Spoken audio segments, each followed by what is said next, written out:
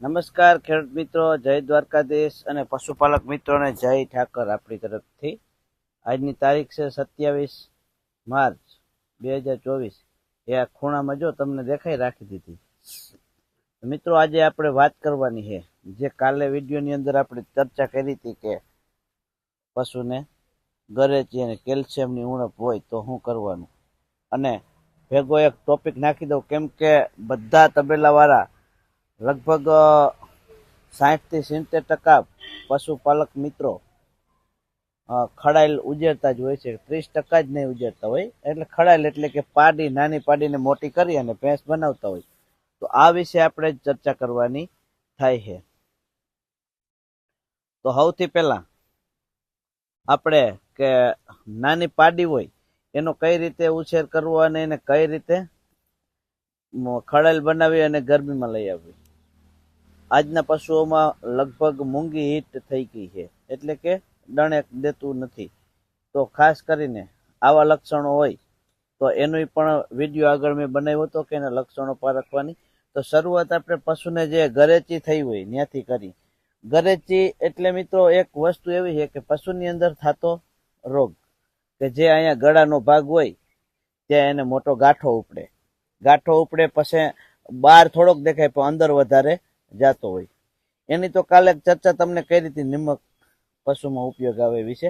તો ગરેચી થઈ ગયા પછી પશુને તમારે વેચી નાખવું હોય તો 1 લાખ રૂપિયાની ભેંસ હોય તો એના 60,000 રૂપિયા કિંમત કહી અને લઈ જાય, અને આપણે આપણું પશુધન છે એમાં આપણે ખોટ આવે। પશુપાલનના વ્યવસાયમાં આપણે નફો રહેતો નથી આવું કરવાથી।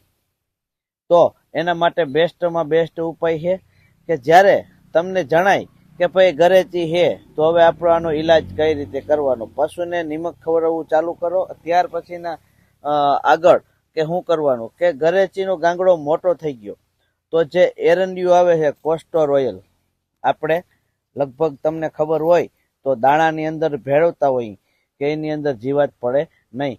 ઘઉં છે, મગ છે, અડદ છે, આની અંદર આપણે કઠોળમાં ભેળવી તો એની અંદર જીવાત પડે નહીં। તો આપણે એ વિશેનો પણ વિડીયો બનાવશું। પ્લસ આપણે અત્યારે જે ચર્ચા ઉપર છે એની જ વાત તમને કરી દઈએ તો તમને વિડીયો જોવાની ઓર મજા આવી જાય। તો એ ગરેચીમાં એરંડિયું કાયમ સવાર સાંજ બપોર 3 ટાઈમ લગાવો કાયમી। આવું તમે 8 થી 10 દિવસ કરશો એટલે એ જે ગરેચી થઈ હશે, રહોડી થઈ હશે, એ પાકી અને ફૂટી જશે। તો મિત્રો એ ફૂટ્યા પછી તમારે એની અંદર ડોક્ટરની ટ્રીટમેન્ટ કરાવવાની રહે, અથવા તો પાકી ગઈ હોય, લાલ થઈ ગઈ હોય, ફૂટતી ના હોય, એવું લાગે તમને કે હવે બસ 1-2 દિવસમાં ફૂટી જાય ત્યારે તમે ડોક્ટરને બોલાવી શકો, અથવા હાથેથી ચેકુ મારી અને ફોડી શકો। પણ પ્લસ એમાં કોઈ નસ આવતી હોય ને કપાઈ જાય તો તકલીફ થાય એટલે ડોક્ટરને બોલાવી લેવો જરૂરી છે।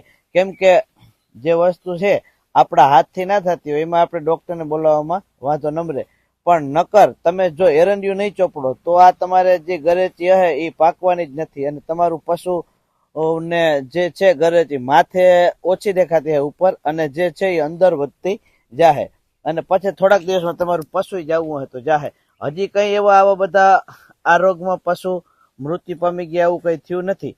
અને હવે બીજું કે કેલ્શિયમની ઉણપ હોય તો શું કરવાનું? ભાઈ કેલ્શિયમની ઉણપ હોય તો હાવ સીધો સાદો જ દાખલો છે કે આપણે એને કેલ્સીવેલ પીવડાવી છે। કેલ્સીવેલ પીવડાવી છે પણ કેલ્સીવેલની અંદર શું આવે છે એ આપણે કઈ ખબર નથી, આપણે દીધી જ રાખીએ છીએ કે ભાઈ ભેંસને આપો કેલ્સીવેલ તો દૂધ છલોછલ। કેલ્સીવેલની ઉણપ હોય એટલે પશુ લગભગ તમારું બેહી જ જાય, ખાવાનું બંધ કરી દે, હાવ ઠંડુ પડી જાય।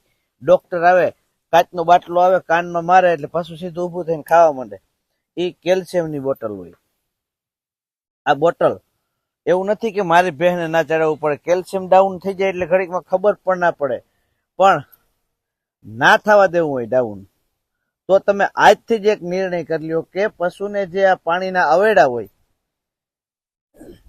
એ અવેડાની અંદરની દિવાલ તમારે અવેડા ખાલી કરી નાખવાના છે, અને એની અંદરની દિવાલમાં જે ચૂનો આપણે કડી ચૂનો કહીએ જે ફાકીની પાનની અંદર નાખીને ખાતા હોય એ ચૂનાથી ફરતી બાજુની દિવાલ છે એ રંગી દેવાની છે।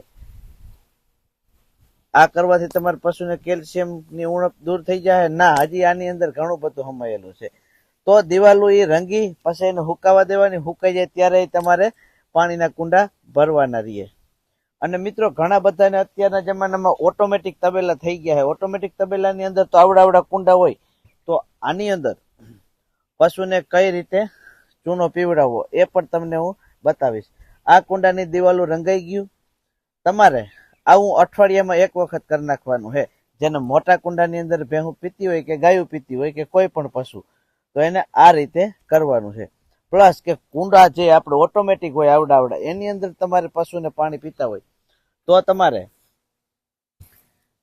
જે જગ્યાએ તમારે આ રીતનો પાણીનો ટાંકો રાખેલો હોય, ઓટોમેટિક જ્યાં જે ગમેની અંદર ઓટોમેટિક પાણીના કુંડા હોય ત્યાં આવો ટાંકો રાખેલો હોય ને બાજુમાં એક નાનકડી કુંડી તો તમે રાખતા જઈશો.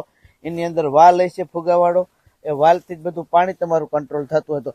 એ કુંડીની અંદર માનો કે આપણે 20 થી 25 પશુનો તબેલો છે, તો એની અંદર તમારે 100 થી 125 ગ્રામ ચૂનો કે 250 ગ્રામ ચૂનો કે 300 ગ્રામ ચૂનો લઈ એ ચૂનાને તમારે એક ઠીકરાનું વાસણ, આપણે કુયડી કहीं કે કુયડો કहीं કે ગોરો કहीं, એની અંદર લઈ 300 ગ્રામ ચૂનો લેવાનું છે અને 3 લીટર પાણી લેવાનું છે.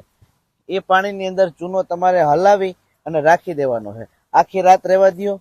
સવાર થાય ત્યારે ચૂનો તરીએ બેસી જાય. પાણી જે ઉપર હોય ને એ પાણી તમારે જે ઓટોમેટિક તબેલો પાણીનો હોય અને જ્યાં નાની કુંડી રાખેલી હોય ને એની અંદર એ પાણી નાખી દેવાનું છે.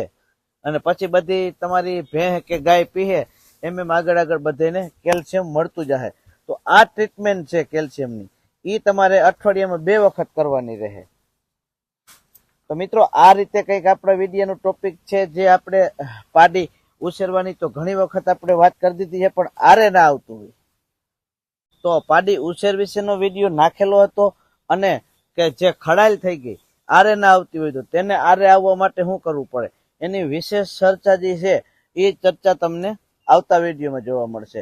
કેમ કે મારે એક વિડીયોની અંદર 3-4 ટોપિક બનાવી દઉં તો વિડીયો લાંબો થાય, અને એક ટોપિકથી વિડીયો બનાવું તો વિડીયો ટૂંકો થાય. એટલા માટે હું લગભગ 2 ટોપિક તમને હારે બતાવતો જાઉં છું. અને મિત્રો લગભગ મારા વિડીયો તમને હારા જ લાગતા, હારા લાગે તો શેર કરજો, લાઈક કરજો અને કોમેન્ટ કરજો. જય દ્વારકાધીશ. આ વિડીયો સાથે કાલે ફરી મળીશું નવા વિડીયોમાં. કાલે આપણા વિડીયોનો કંઈક ટોપિક એવો રહેશે કે ખડાયેલ હોય એને ગાભણ કઈ રીતે કરવી, આરે કઈ રીતે લઈ આવી એ વિશેનો. તો વિડીયો જોવાનું ભૂલતા નહીં. આવજો બધાને. જય દ્વારકાધીશ. હર હર મહાદેવ.